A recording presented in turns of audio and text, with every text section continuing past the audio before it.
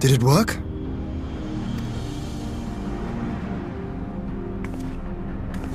It did. Ether may flow freely to the burn once more.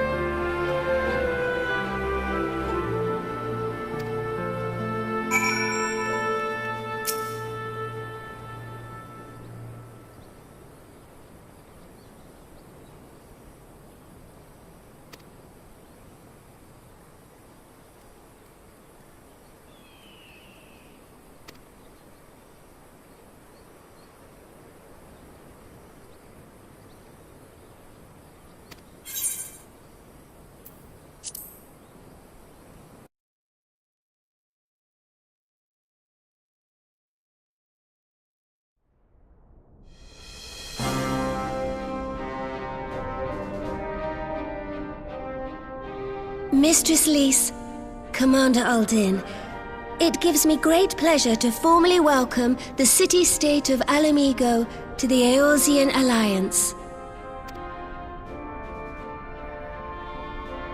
The pleasure is ours, Your Grace. I know I speak for all Alamegans when I say that we are glad of this chance to stand with our comrades of the Alliance. And we, for our part, are glad indeed to be able to welcome friends both old and new. Lord Hien of Doma, at your service. Pray, accept my heartfelt thanks for your generous invitation. Nay, 'tis we who must thank you for journeying so far. And 'twould be remiss of me not to acknowledge the part the Scions of the Seventh Dawn have played in bringing all of us together. In times of great unrest, you and yours have been our constant companions, without whom we would not be here.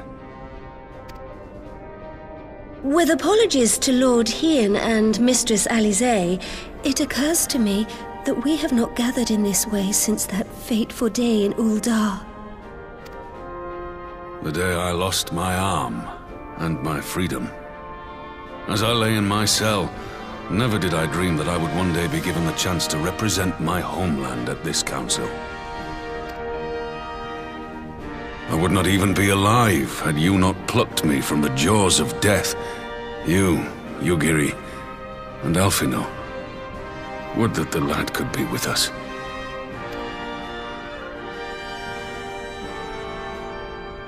I too owe my presence here to Alphino, in so many ways. Until such time as he returns, I mean to carry on his good work as best I can.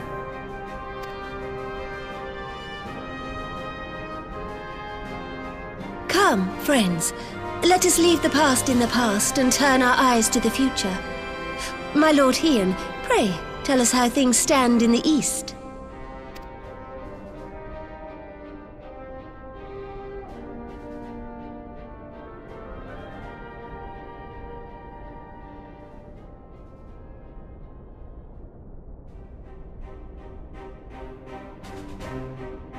Having heard the rumors of dissent in Garlemald, I dared to dream of a peaceable solution. The Empire will not so easily change its ways. If the Garleans have a mind to take back Doma and Alamigo, we'll be hard-pressed to stop them, even with the might of 6 nations. But while we lack the strength to fight the tide, a course may yet present itself, if we read the winds aright. The winds suggest but one course to me. One which leads from the sea unto the river and thence to the source of all our woes. The Ascians. Indeed. All here have felt their blighted touch. It was the bringers of chaos who nurtured the Archbishop's tyrannical ambitions. They who bestowed upon him the secrets of summoning, as they have so many others before and since. And while they remain, we shall know no peace. Our objective is clear. The question is how to achieve it.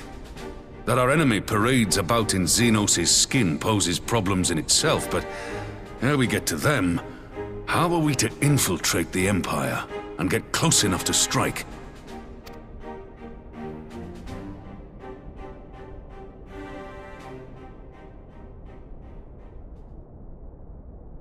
While I see the wisdom in targeting the Ascians, an assassination attempt on Garlean soil would do little to aid our cause, even were it to succeed.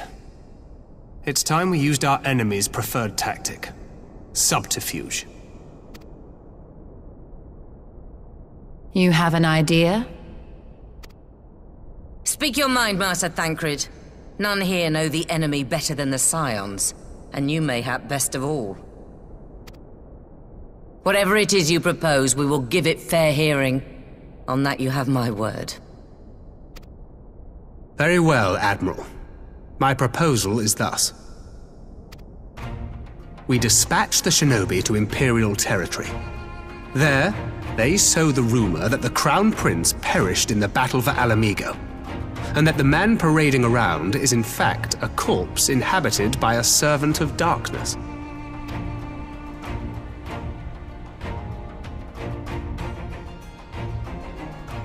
Well, it does have the ring of truth about it.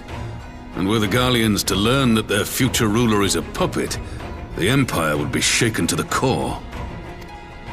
But at the risk of sounding stupid, would they actually believe such an unlikely story? I didn't. Ordinarily not. But prior to his miraculous recovery, rumors of Xenos' death had already begun to circulate around the Empire. Ultimately, however, what the masses believe is not our chief concern. Our true objective is to create an opening for rival factions within Garlemald to exploit. Just as a war of succession erupted in the wake of Emperor Solus's death. A war which raged until but recently, plunging the Imperial House into disarray as nephew and uncle grappled for the throne. It is no coincidence that one of Varus's first acts as Emperor was to name Xenos heir apparent, family feuds being so tiresome when armies are involved. Not all welcomed his choice of successor, however. There is no shortage of individuals who aspire to the throne, who would jump at any chance to seize power. The news that Xenos is not only dead, but a puppet to diabolical forces, would be too enticing to ignore. The Empire would not be quick to recover from a second war of succession. I am no stranger to infiltrating Imperial territory. With a team of operatives gathered from among the Alliance's finest, the plan should have a reasonable chance of success. Doma already has shinobi in place throughout the provinces. We stand ready to act, and act we must. What say you all?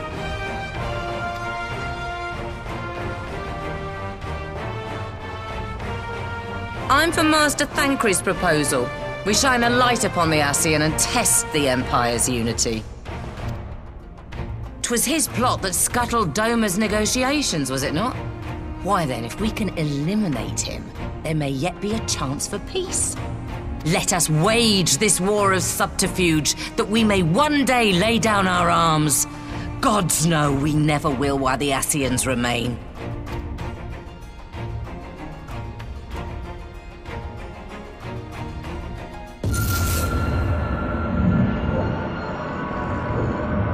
That way. Sorrow.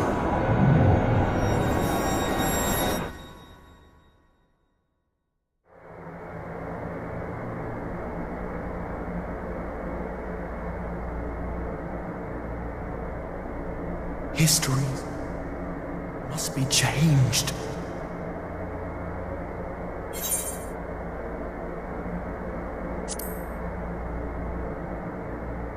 Ahead looms a calamity. Ahead looms light, expunging all form and life. Twin dooms only you can forestall. Only you. What's the matter?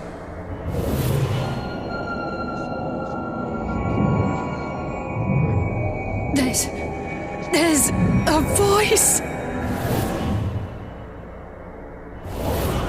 Spies in our midst? Nay, I sense no such presence. Let expanse contract. Eon become instant. Throw wide the gates that we may pass.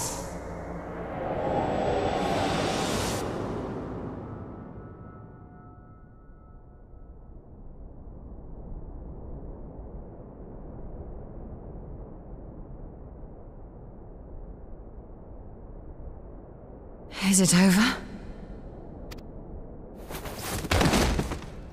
Master Thancred!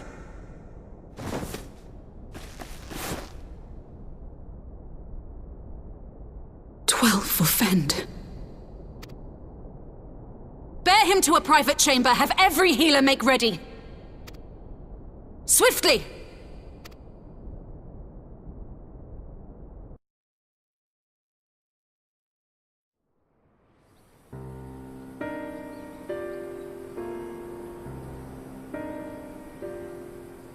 Master Thancred remains in slumber.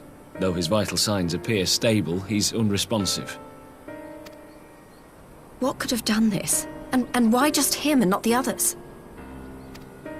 I'm afraid we could not identify the cause, my lady. Our examinations revealed no wounds, nor the presence of any poisonous substances.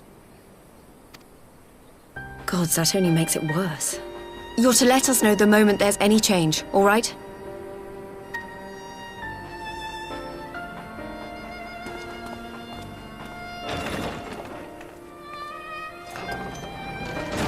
Thank you for coming. Knowing Thancred, he would apologize for being otherwise engaged at so crucial a juncture. In gifting us a course of action, Thancred sowed the seed of all that is to follow. We have but to nurture it as best we can. To him, I would say, rest easy, that he may wake to enjoy the fruits of our labors. Now, the matter of the mysterious voice must not be forgotten. Will you tell me exactly what happened? Alize and I heard a voice in the moments before Thancred collapsed. It was accompanied by a severe headache, as if something were clutching at our minds. Did you experience the same thing?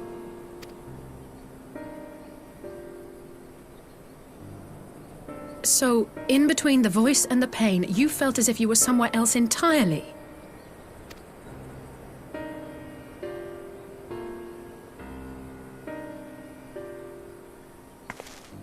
Your testimony confirms my suspicion. That which you experienced was, I believe, your soul being plucked from your flesh. Cool. Cold.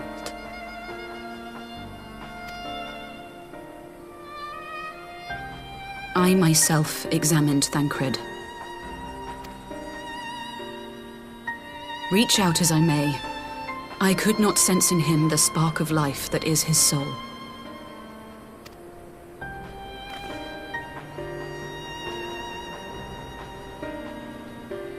That Thancred alone was stricken so is likely due to his heightened sensitivity to the effects of ether, a consequence of his prior possession by the Ascian, the Hebrea.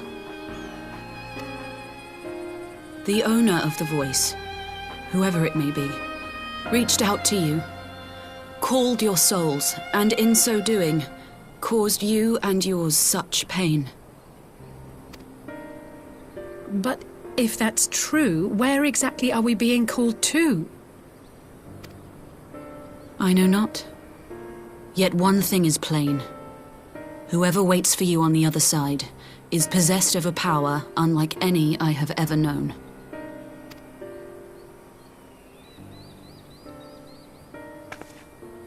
Forgive us, Lys, but may we leave Thancred in your care for a time?